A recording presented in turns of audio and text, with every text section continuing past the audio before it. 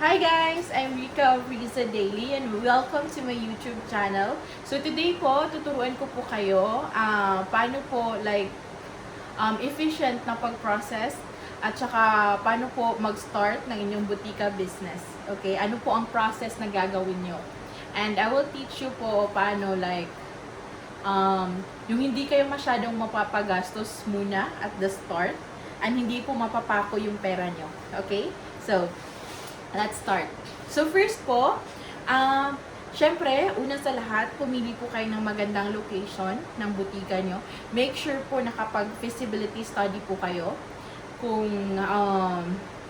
Kasi medyo mahirap po kasi magtayo ng butika business ngayon, especially madami kang kompetensya. So, kung ayaw mo na malugi ka, first po na gagawin mo is do a feasibility study. So, gagawa po ako ng video, separate video for that one. Dito po, assuming lang na may pwesto na po kayong nahanap. Okay? So, first po, I'm sorry, may mga tinitingnan kasi ako po dito. May ginagawa ko. Dire-diretso na lang po yung salita ko for this vlog. And I won't edit po. So, first po, ang una nyo pong kukunin is your DTI. So, ang una talaga ninyo kukunin ng DTI, assuming na may pwesto na po kayo, okay? Na-reserve na yung pwesto.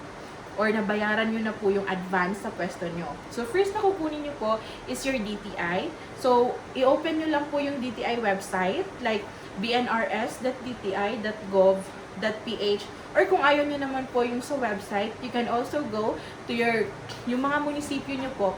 May mga DTI po yan sila ng mga center. Okay?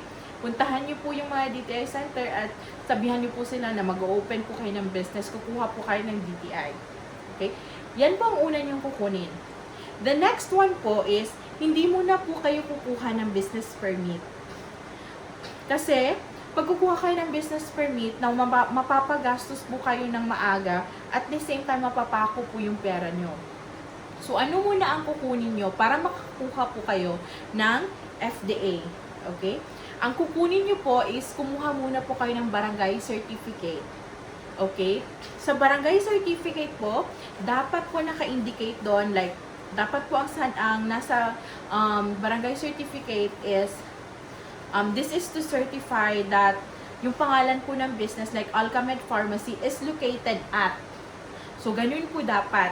Para po mapasa siya na gamitin for FDA. Okay? So, una, kumuha muna kayo ng DTI. Afterwards, kumuha po kayo ng barangay certificate. So, ang next nyo po na gagawin is mag-apply po muna kayo sa FDA. Before po kayo kumuha ng TIN at saka yung pong business permit nyo. But this is assuming na meron na po kayong TIN from your previous job. Okay? Kasi ililipat lang naman yan sa inyo. Ililipat lang ng RDO yan kung saan kayo ng RDO na belong. So, assuming na meron na kayong TIN number. Pero kung wala naman kayong TIN number, dapat after nyo pong kunin yung barangay certificate nyo, kukunin nyo muna yung inyo pong BIR or yung TIN number nyo po. So, assuming na meron na po kayo ng TIN number, ang gagawin nyo po after is mag-apply na po kayo agad ng FDA. Bakit po? Kasi po, ang FDA ngayon, it will last up to 3 months bago nyo makuha yung permit nyo po, LTO permit nyo po, license to operate. And then, meron pa po yung site visit sa inyo.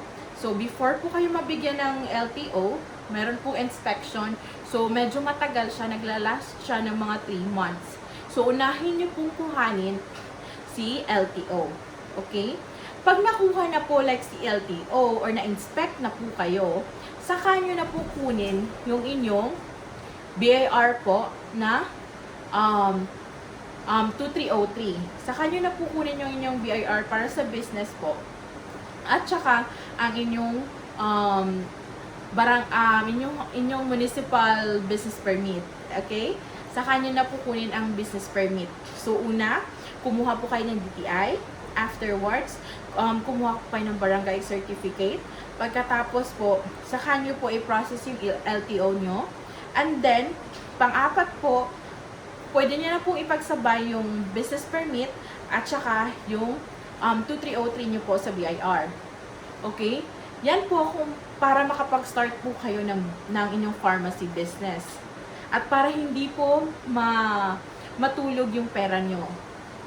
Okay? So, sa part 2 naman po, tuturuan ko kayo kung paano mag-conduct ng feasibility study. And then, sa part 3 naman po, tuturuan ko kayo kung paano ang process ng pagkuha ng FDA nyo. Okay? See you sa next vlog. Bye!